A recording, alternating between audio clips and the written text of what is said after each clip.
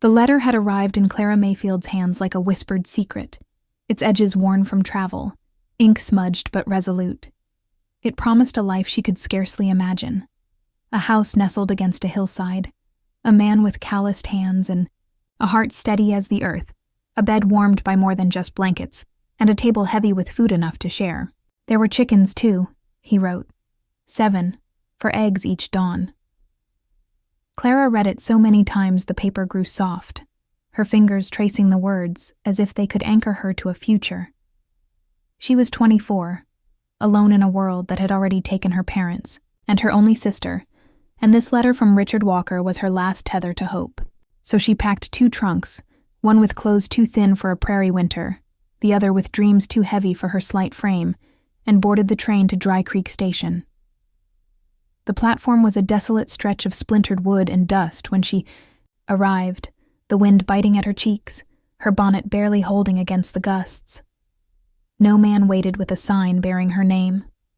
No wagon stood hitched nearby. Only a boy, no older than 10, stood barefoot in the dirt, his eyes squinting against the sun as if she were a mirage he didn't trust. His shirt was patched at the elbows, his pants too short, exposing ankles raw from cold. "You Clara Mayfield?" he asked, voice flat, but carrying the weight of someone who'd learned to ask questions without expecting answers. "Yes," she said, her throat dry, her grip tightening on the handle of her satchel. The boy nodded, his face unchanging. "Pa's dead." The words hit like a stone dropped into still water, ripples spreading too fast for her to catch. "What?" she managed, her voice barely a breath. "Died 3 days ago. Snakebite. Buried him ourselves. I'm Sam." Clara blinked, the world tilting beneath her. "There's a mistake," she said, more to herself than to him. "I was to marry him. He sent for me." Sam's eyes didn't waver. "Yeah, he said you were coming. Wrote the letter after he was bit. Said you might still come anyway." Her chest hollowed out, the hope she'd carried across 3 states crumbling like ash. The wind stung her eyes. Or perhaps it was the sudden, brutal emptiness of a promise broken before it could be kept. "How many of you are there?" she asked, her voice small, barely louder than the creak of the train as it groaned behind her. 7, Sam said. "I'm the oldest." 7 children, she echoed, disbelief sharpening her tone. 6, now that Jenny's gone. Died last winter, but we're still us. His gaze flickered over her shoulder, as if he expected her to turn back to the train, to flee the weight of his words. "We don't got anyone else. The baby's still nursing." The train hissed, its wheels grinding as it pulled away. The sound final, like a door slamming shut. Clara looked at her boots, caked with dust, then at her trunks, too heavy for her to carry alone.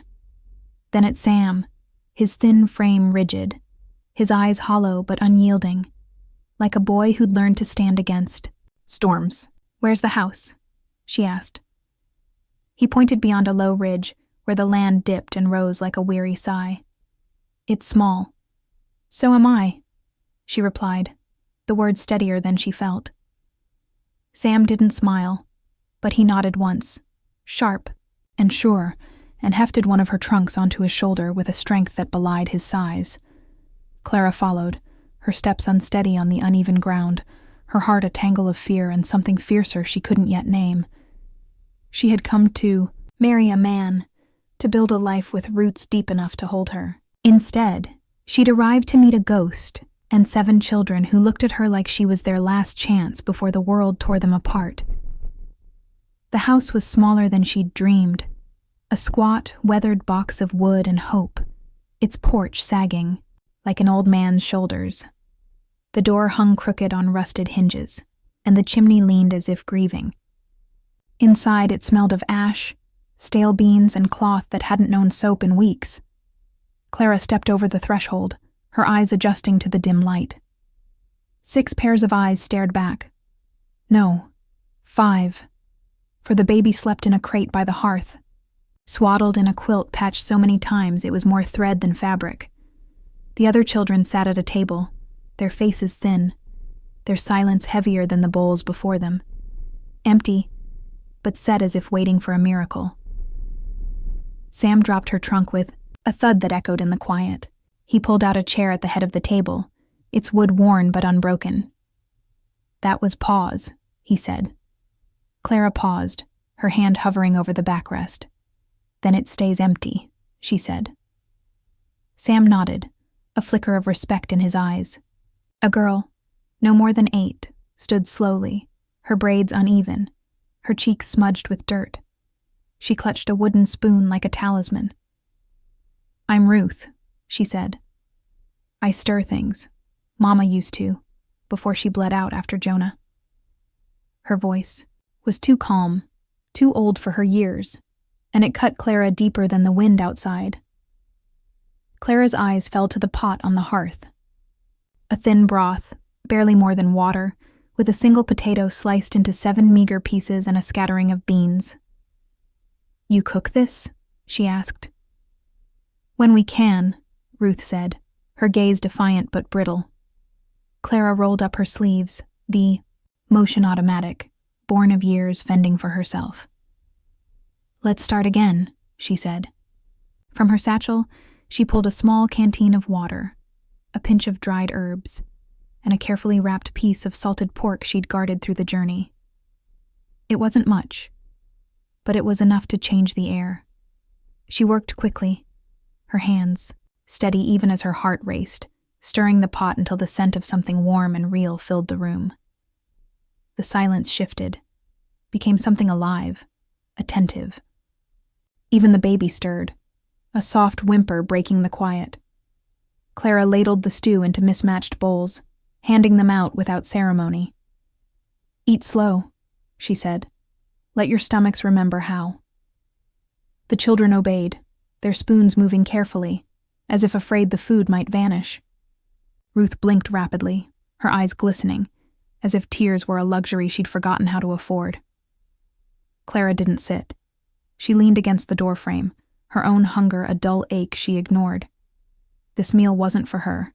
It was for claiming. Their hunger as her own, for staking a place in a house that wasn't hers. After supper, they washed up in a tin bucket outside, the water cold but cleansing. Sam lingered behind, sitting in the empty chair, his hands folded as if guarding something unspoken. Clara stepped onto the porch, the night air sharp and clean, the stars blinking into view like cautious eyes. She sat on the edge, her boots dangling, and let the quiet settle over her. In that moment, she realized she hadn't just stepped into a house of orphans. She'd entered a world of unfinished lives, and that first meal was the first thread in a tapestry she hadn't planned to weave. Under a loose floorboard by the hearth, hidden in a sack of oats long turned to dust, Clara found a ledger. It was thin, bound in a strip of faded fabric that might have once been part of a wedding dress, its pages brittle but heavy with intent. She opened it with care, as if it might crumble under her touch.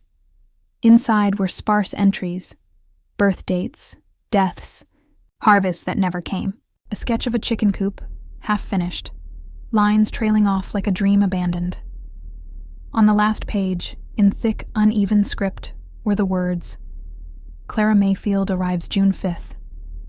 Treat her kindly. She has nothing, but we'll give her everything we've got." Her hands trembled, the ledger heavy in her lap. Richard Walker had known he was dying, had written her into their story with his final breaths. She looked around the room, the muddy boots by the door, the baby's soft sighs, the mismatched shoes piled in a corner. This wasn't the life she'd crossed a continent for, but it was the one she'd been given. She closed the ledger, tucked it back beneath the floorboard, and stood. The fire was low, but it still burned, and that was enough for now. The days that followed were a blur of small battles. The roof leaked when it rained, soaking the children's blankets.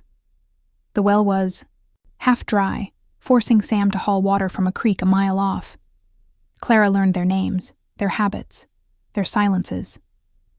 There was Ruth, fierce and guarded, who stirred the pot, but watched Clara like she might steal something.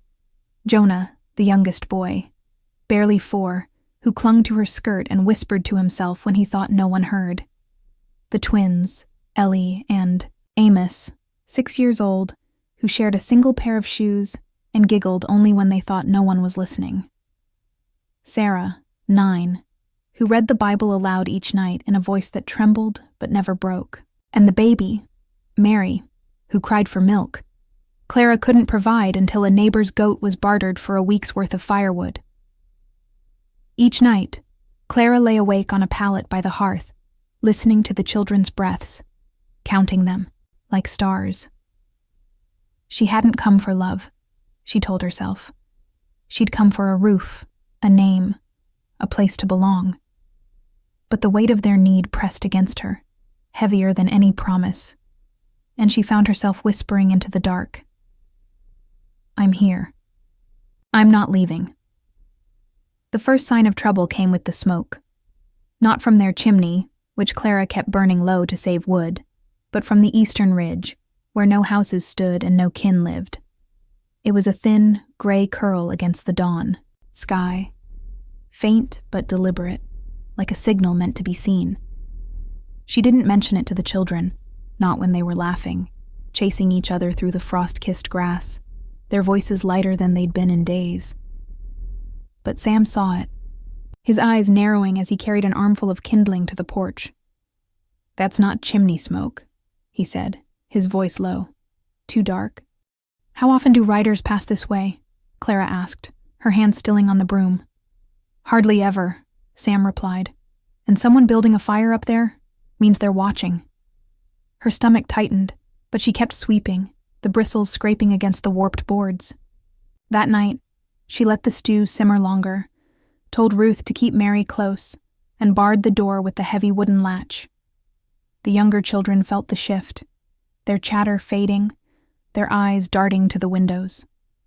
After they slept, Clara stepped onto the porch, her shawl tight around her shoulders. Sam joined her, silent but steady. You thinking what I am? He asked, his voice barely above the wind. That someone's come for something, she said. Maybe the land. Maybe your pa owed more than he wrote down. Sam shifted, his bare feet scuffing the wood. You'd leave if it kept us safe. I'd fight first, she said, her voice sharper than she meant. His face softened, just a fraction. You don't look like a fighter. That's what makes it work. In the distance, beyond the shadowed pines, a flicker of movement caught her eye. A man, tall, mounted on a horse, his silhouette stark against the fading light. He didn't approach, just watched, then melted back into the dark. Clara didn't sleep that night. She sat by the fire, her hands folded around a letter she wrote to no one, the words spilling onto the page like a prayer she didn't know how to speak aloud. If I fall, let it be said I came with nothing and built a home anyway. By morning, the smoke was gone, but so were 3 hens. Their coop door unlatched, feathers scattered like a warning. The woodpile was disturbed, logs toppled as if someone had walked through it without care. Clara gathered the children, kept them busy peeling potatoes, telling stories of her childhood in a clapboard house by a river that never froze. But in her apron pocket, she tucked a broken hinge from the barn door, its metal cold against her fingers. This was no accident. Someone had come close enough to touch their lives, to taste their warmth, and they didn't like what Clara was building. The stranger arrived 2 days later, his horse moving slow, no dust cloud to announce him. He was lean, wrapped in a duster stained with travel, his hat low, a satchel strapped tight to his saddle. The children froze, Ruth clutching Mary and ducking behind the door, Jonah clinging to Clara's skirt. Sam reached for the rusted rifle above the mantel, but Clara raised a hand, her eyes locked on the man as he dismounted. I'm looking for Richard Walker, he said, his voice rough but measured, like a man who'd learned to weigh his words. He's not here, Clara said, her voice steady. Died 2 weeks ago. Snakebite. The man removed his hat, his face weathered, eyes carrying a grief she recognized. That's what I feared. I'm Warren Walker, his brother. Sam stepped forward, his hand still on the rifle. Pa. Never said he had a brother. Warren's mouth twitched, not quite a smile. That sounds like him. We didn't part kindly. Then why are you here? Clara asked, her arms crossed. Warren unstrapped his satchel and held out a ledger, identical to the one under the hearth. Same cloth binding, same worn pages. He wrote me letters, Warren said. Every month. I never answered until the last one came, with your name in it. Clara's breath caught. He told you about me. Said he was sending for a woman, not for himself, but for his children. Said they needed a heart in the house, not just a roof. Warren pulled a page from the ledger, written in Richard's uneven hand. If I die before she arrives, let her keep the house. Let her raise them if she chooses. If she doesn't, bury this letter with me and forgive me for hoping. Clara read it twice, her hands steady, her heart not. I'm staying, she said. The words, final. Warren nodded, then reached into his satchel again, pulling out a small iron key. To the safe under the floorboards, he said. It's not much, just the last eggs he saved. She took the key, its weight heavier than its size, and tucked it into her apron.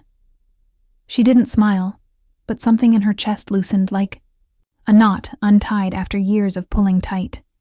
Warren left at dawn, his horse's hoofbeats fading into the quiet, but his words lingered, a tether to the man she'd never meet.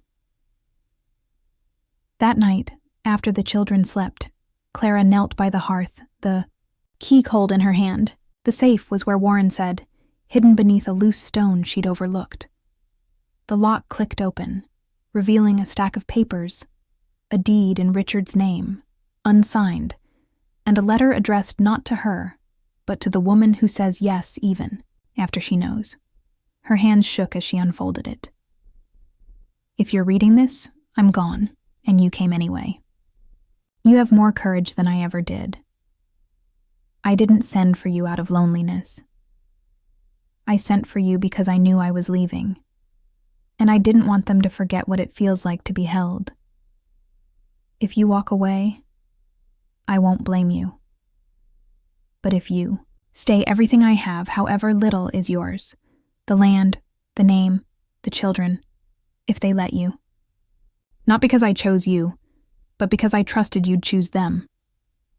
Beneath the letter was a cloth pouch, small and worn, holding 7 buttons.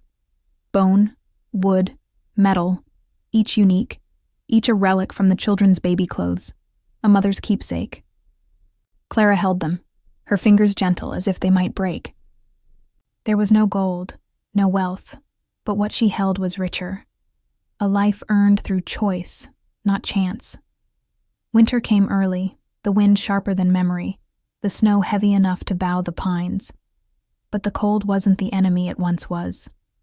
Clara and the children prepared together. Sam chopping wood until his hands blistered, Ruth taking over the kitchen with a confidence that made Clara's heart ache with pride. The twins laughed louder now, their voices filling the house like music. Sarah read to the younger ones, her voice steady, and Jonah stopped whispering to himself, his eyes bright with trust. But sickness came with the snow, a dry, hacking cough that started with Jonah and spread like wildfire. By the second day, Ruth was pale, her hands trembling as she tried to stir the pot.